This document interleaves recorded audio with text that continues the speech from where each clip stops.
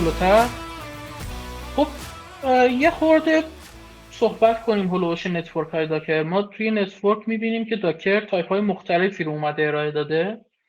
بریج داده، نان داده، هاست داده و اوورلی. تو بریج یه نتورک خاص رو بهتون میده. مثلا میگه روی این نتورک و این سیم نتورک مثلا 172.17 بیاین مثلا هر کانتینری بیاد بالا میتونه دسترسی داشته باشه اگه توی این حالت باشه و با همدیگه کامیونیکیت کنن. توی هاست توی نان چه اتفاقی میفته؟ عملا نتورکی وجود نداره، یعنی هیچ ارتباطی با خارج از خودش نداره. پس این بریجر رو گفتیم، هاست رو گفتیم، توی نان رو گفتیم و توی هاست میایم میبینیم که کانتینر نتورک آیزولیشنش از بین میره و میچسبه روی هاست. حالا دسترسی کامل به هاست داره. این هم خوبه هم بده. کجا بده؟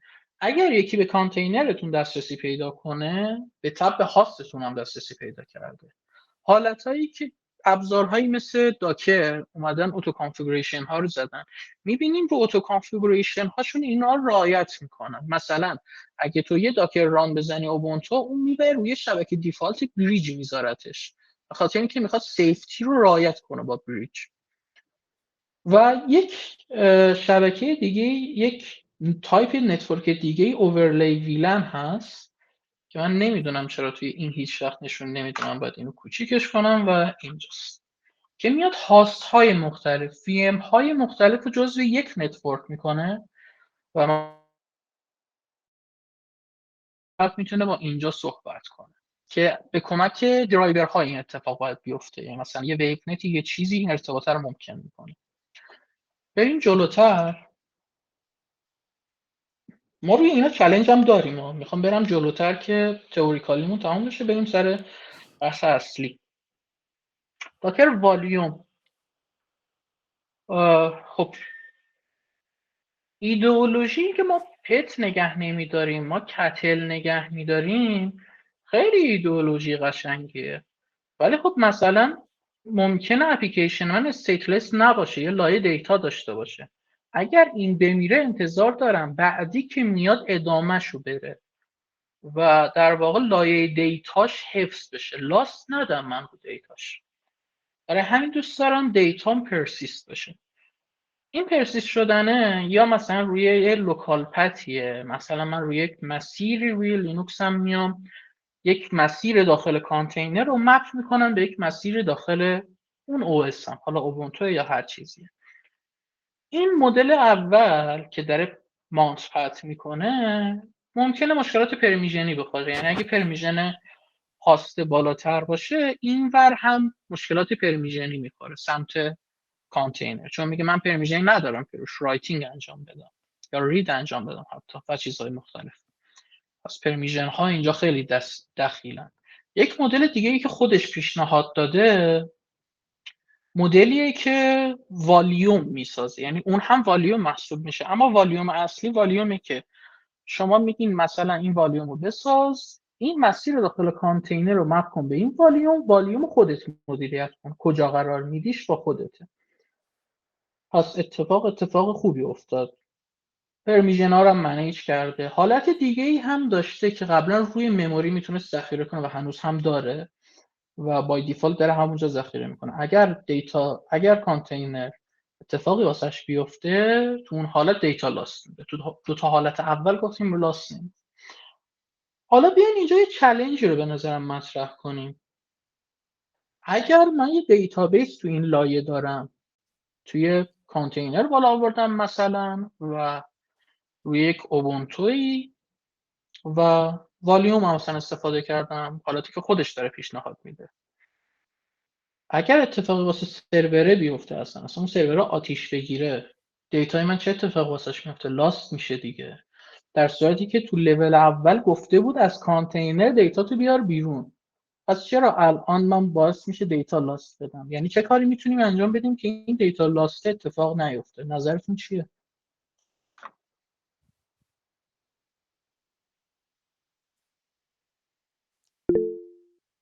بگو اسام جان.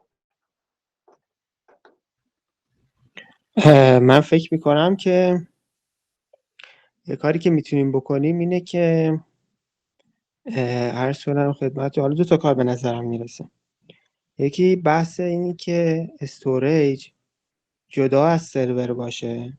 خب این بحث فیزیکالیش میشه دیگه، یعنی سخت افزاری، که خیلی من حالا مسلط نیستم به اون حوزه، ولی میدونم که مثلا این بحث رید و اینا هست که کلا استوریج ها رو جدا میکنن و با هم در واقع یه جورایی شبکهشون میکنن و اینا با هم حالا در اختیار یه سری سرورها قرار میگیرن. یکی اینه.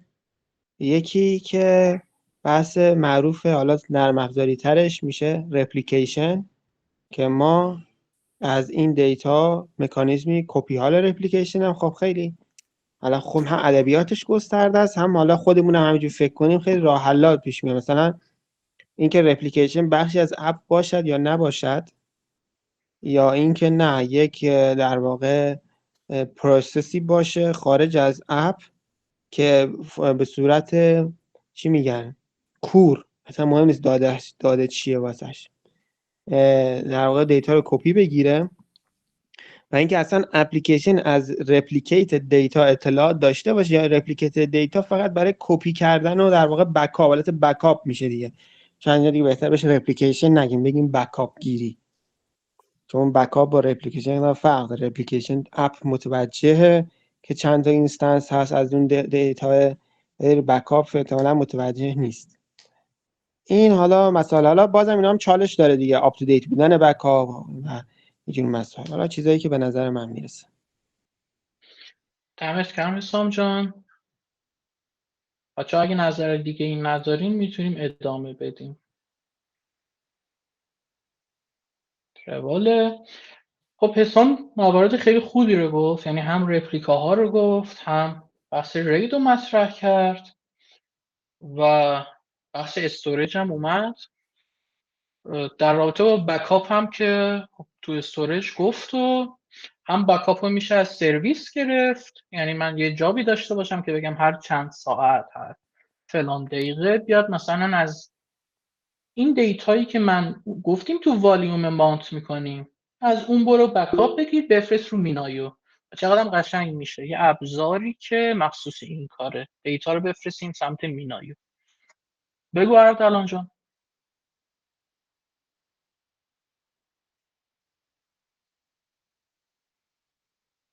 سلام، وقتتون بخیر. دارین صدای بنده رو؟ بله بله.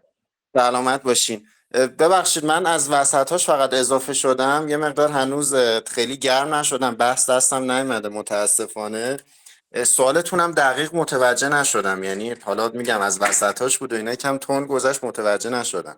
ولی یه سوال داشتم به صورت کلی، به صورت جنرال. نمیدونم حالا جاش هست بپرسم و اینا، اگر چون خیلی کلیه، جزو مواردی هم هست که خودمون بهش برخوردیم. توی راحت بحث والیوم، سلامت باشین. توی بحث والیوم ها خب میدونیم ما زمانی والیوم میایم در واقع به کانتینر اتچ میکنیم و اضافه میکنیم و اینا، که یه جوری اصطلاحا میخوایم کانتینرمون استیت فول باشه اگر اشتباه نکنم. در صورتی که نمیدونم حالا تا جایی که من تجربه دارم یا مثلا خب حالا شنیدم و یه جورایی دیدم و اینا، اصلا ذات داکر برای کارهای استیتلسه.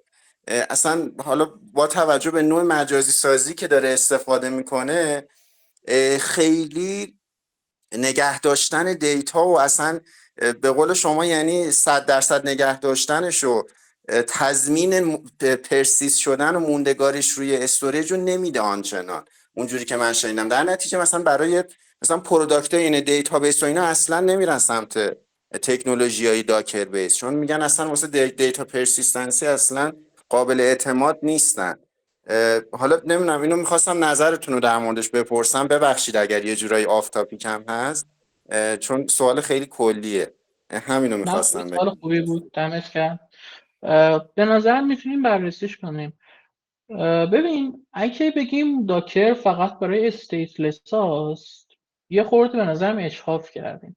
چرا که چون مثلا میبینیم کوبرنتیس یه کامپوننتی داره به نام stateful set، یعنی دقیقا چون بیس کاری که داره کوبرنتیس انجام میده کار با کانتینرها هست، و مثلا یه CRI داره، کانتینر ران تایم اینترفیس، میگه برو با هر کانتینر ران تایمی که خواستی متصلش کن، کانتینر دی که تو همین داکر داره ازش استفاده میشه، CRIO و برو ازش بهش اتصال بده و استفادهش کن. چرا؟ چون من مفهوم پاد رو میتونم از طریق کانتینر هندل کنم و اتفاقا به نظرم داکر کمک هم میکنه تا حدودی. بحث درسته، یعنی توی استیتفول ها همیشه چالش وجود داره، نه فقط رو کانتینر. همینو فکر کنی رو هاست بود، مگه کانتینر چیکار داره میکنه؟ اومده یه آیزولیشن لول برقرار کرده دیگه، فکر کنی اونم نیست. باز هم اگر هاست اتفاق واسش بیفته لاست دیتا وجود داره. گفتیم بکاپ اضافه میکنیم. یکی از سولوشن ها دقیقا همین بود که حسام گفت. من یه جابی میذارم که یک کرون جابی میذارم هر چند دقیقه چند ساعت بکاپ بگیره و ببر یه جای دیگه نگه داره. خیلی ها وجود دارن که بکاپ میگیرن رو سرورشون نگه میدارن. به طب اگر اون اتفاقی واسش بیفته که خب رفته دیگه، چرا باز بکاپ میگیری؟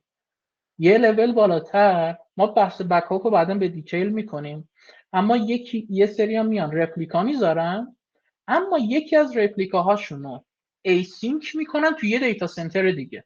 چرا؟ که فیل دیتا سنتر رو بتونن ساپورت کنن. این فیل اوور اگه تو دیتا سنتر اتفاق افتاد میتونن با اون یکی هندلش کنن. حالا یه سری خیلی وسواسیان، اونو با 1 ساعت تاخیر سینک میکنن، میگن اگر بعد دیتای شد اتفاق افتاد ما دیتا 1 ساعت پیش هم به صورت لایو داریم و بکاپ دیسک و اینا هم که یه سری میگیرن. یه سری چیزای جالب وجود داره تو مبحث استوریج اگه بخوایم بگیم. میره از اول رفیق خوب ما نیست.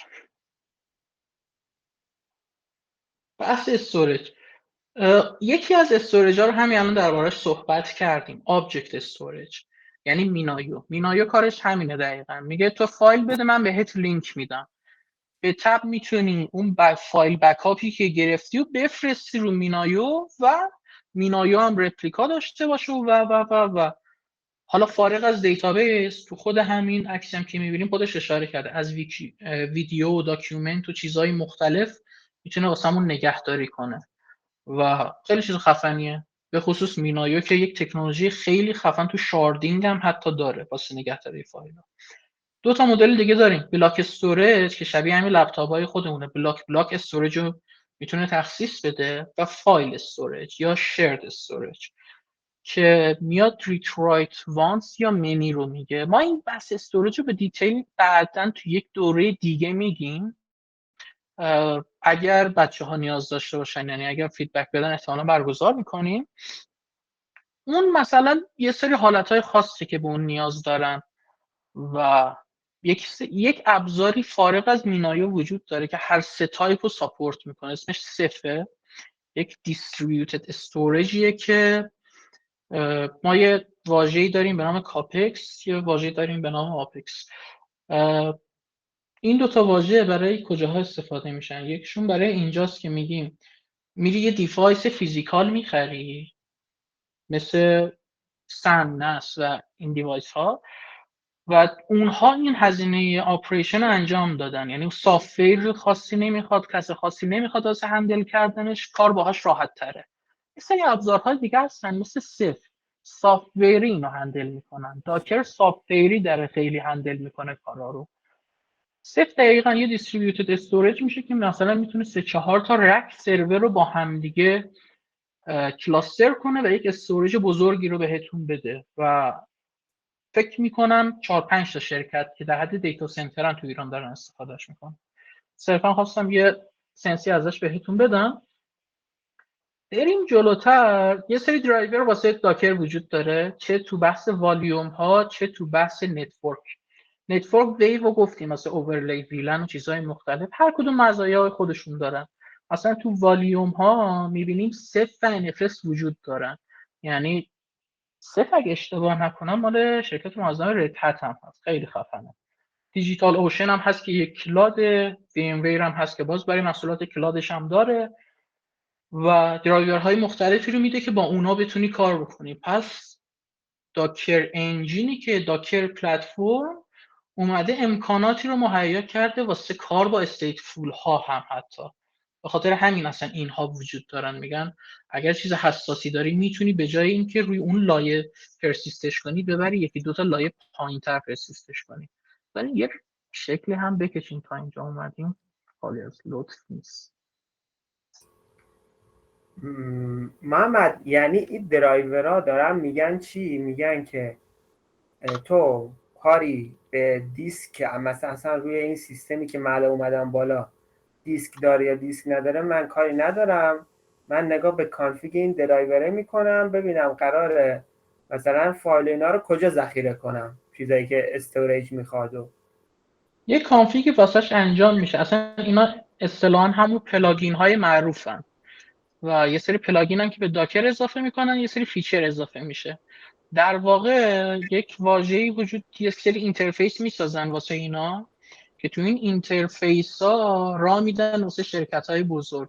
اتفاقی که داکر رقمش زد، کوبر رقمش زد، همین اومد یه سری اینترفیس داد، گفت آقا شرکت های خفن که کارشون اینه، یعنی یه سری شرکت واقعا کارشون استوریجه، توزیع نتورک خفنه و حرف واسه گفتن دارن، اومدن دونیت کردن و اومدن ابزارهای مختلف توسعه دادن برای کار کردن با اینا و این اتفاق رو تونستن رقم بزنن. کانفیگ میخوره و آره بهش متصل میشه. یه اپلیکیشنی رو تصور کنی مثلا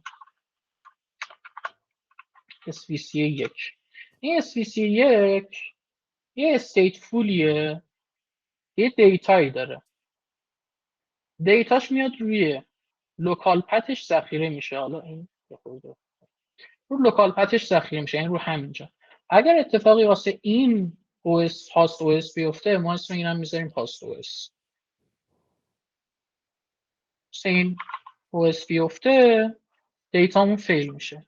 یه سری پلاگین میان وصل میشن، اونو وصل میکنن به یک استوریج دیگه ای، یک استوریج پایدار و دیستریبیوت که مثلا میتونه رید داشته باشه، صفر باشه و که مثلا دیستریبیوت باشه.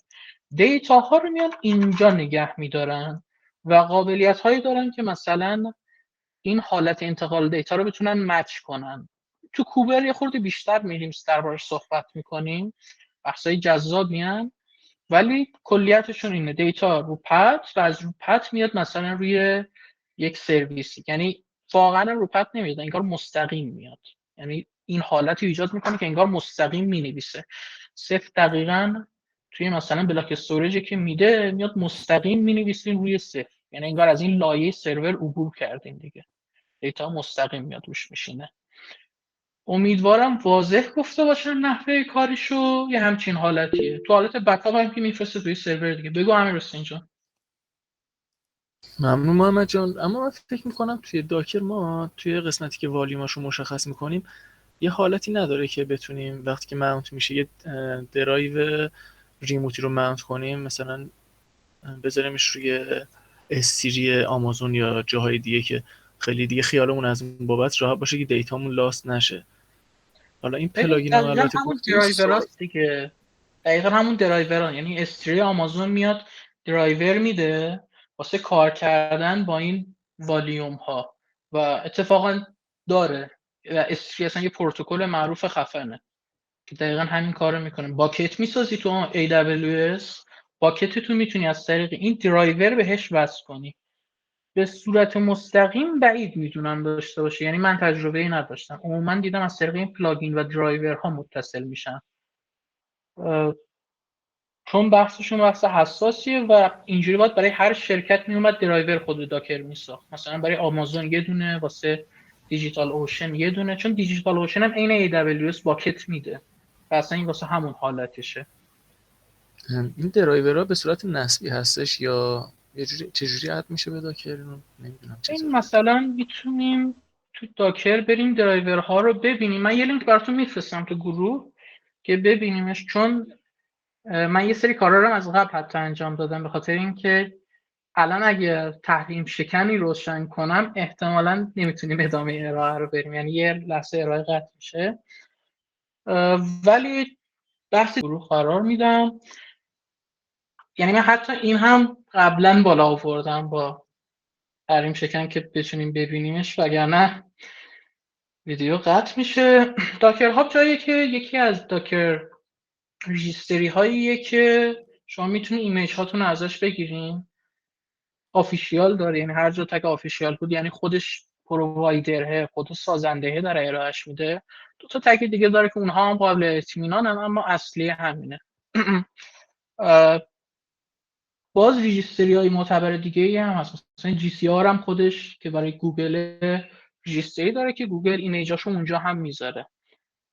و اگر خواستین داکر نصب کنین و اینترنت خوبی و تحریم شکن داشتین getdocker.com رو میتونین برین و از این قسمت مثلا یک کرلی رو بزنین که دانلود بشین این اسکریپت اینستال داکر و با این یکی بتونین با این دستور sh بتونین مثلا اسکریپت رو ران کنین و داکر خودکار خودش نصب میکنه و کاراش انجام میده. این دوتا احتمالاً کمکتون کنه. روش نصب دیگه هم وجود داره، مثل اینکه خودتون برین داکر و داکر سی ال اینا رو نصب کنین و حواستون به ورژن بندیاشون باشه. فقط این خودش انجام میده، اما شما اگه خواستین نصب کنین ورژنینگش حتما حواستون باشه. و دیگه چی بگیم تو این محیط که هستیم؟ نصبشو گفتیم، داکر هاب رو معرفی کردیم. ببینیم دیگه چی داریم. یه ایشو رو بریم چک کنیم. به نظرم یکی از فیچرهای خوب داکر یعنی که یه دی ان اس سرور داخلی هم داره. یعنی وقتی شما روی بریج صحبت میکنین با هم دیگه میتونین با اسم هم صدا بزنین. مثلا بگین من با پستگره یک کار دارم، مثلا با پیمنت سرویس کار دارم و در واقع جاشو میدونه کجاست، نیاز نیست شما با آی پیش بزنین، با نیم هم همدیگه رو میشناسن. داکر کامپوز هم آره دیگه گرفتاری تحریم و داکر کامپوز هم در واقع مدلیه که واسه بردن کانتینرها استفاده میشه. در واقع مدل اینفراستراکچر از کده که میخواد بگه که به جای اینکه داکر ران بزنیم، چون داکر ران رو وقتی میزنیم اغلب مثالای داکر هم ببینیم با داکر ران ها، یعنی میگه داکر ران مثلا انجینیکس پوستگره فلان فلان، اما مسئلهش چیه؟ مسئلهش اینه که قابل تکرار نیست و کسی دیگه اگه بخواد این دستور رو بزنه نمیدونه شما قبلا چی زدین که بخواد این همون رو بزنه، مسائل آپدیت و چیزهای مختلف. پس داکر کامپوز اومد که این منیجمنت در سطح کوچیک رو ارائه بده که بزرگترش مثلا میشه ارکستریشنی که خود داکر داره، سوارم بزرگترش باز میشه کوبرنتیس. البته سوارم خود کمپانی که الان داکر دستشه دیگه ساپورت نمیکنه و دست کامیونیتی داره ورژناشو هندلش میکنه.